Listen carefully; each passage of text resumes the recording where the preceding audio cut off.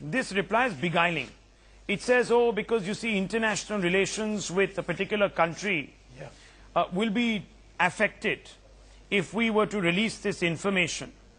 Now, if you're talking about the USSR, it doesn't exist. It doesn't exist. So, which is this country?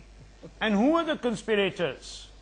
That's the fundamental question. We would have thought that perhaps you in the opposition, while you were in the opposition, you were keen on disclosing these details. Now the BJP in power seems to be as reticent as the Congress. So what is this mystery? Well, I first of all like to say that this is not so much a Congress-BJP issue. It's something a great hero of India, Subhas Chandra Bose. And as rightly pointed out, Clement Attlee had come to Calcutta and he told the Chief Justice of the Calcutta High Court, when he asked him, was it Gandhi's Satyagraha which made you leave? He said, no. Yes.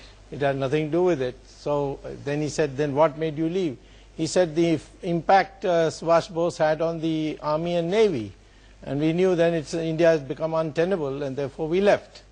Gandhi and Nehru were convenient for us to hand over power and leave. Now, there's no doubt that the first Indian flag on liberated Indian territory was hoisted by Subhash Chandra Bose, first in Andamans and then in Imphal. So here is a great hero and we want to know what happened to him. No, so why not give this great hero his due?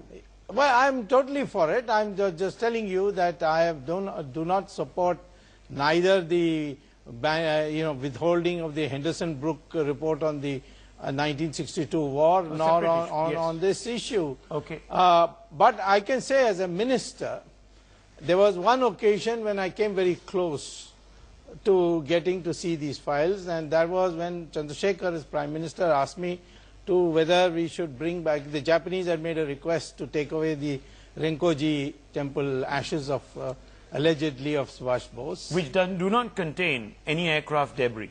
Yeah, of course not. We know that. We rejected it. It was left to me to advise the Prime Minister, and I told him, after seeing a good part of the files, that there is no question that Subhash Bose died anywhere in Taiwan or anywhere in any part which was held by the Japanese. So he was eliminated. Well, what I can reconstruct is follows. One, I did reconstruct earlier in the Morarji Desai tenure that Subhash Bose's treasure, INA treasure, was appropriated by Jawaharlal Nehru. And that I established. It was raised in Parliament and that file has been declassified and put in the archives now for anyone to see. The second thing is that I was really shocked when I saw in 1991, this Chandrasekhar, part of the Chandrasekhar government, a affidavit filed by a Mr. Jain, who was the stenographer for Jawaharlal Nehru.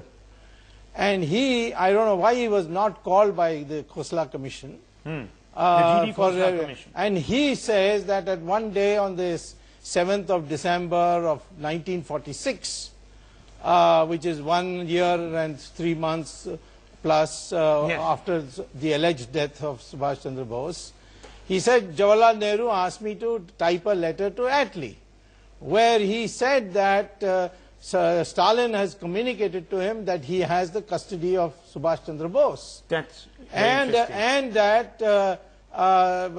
therefore Jawaharlal Nehru, according to Jain, whether he is telling the truth or not, the only testimony, cross-examination would reveal, but Khosla Commission avoided him. He says that Jawaharlal Nehru wrote to Attlee that he is your war criminal and therefore it is you who has to take necessary measures. Now if that is so, I would say it was an explosive. Supposing that was what I saw and but doesn't and India if the files are going to say, doesn't India need to know? Of course it needs Mr. to know. 10 years of you course were it in needs power. to know.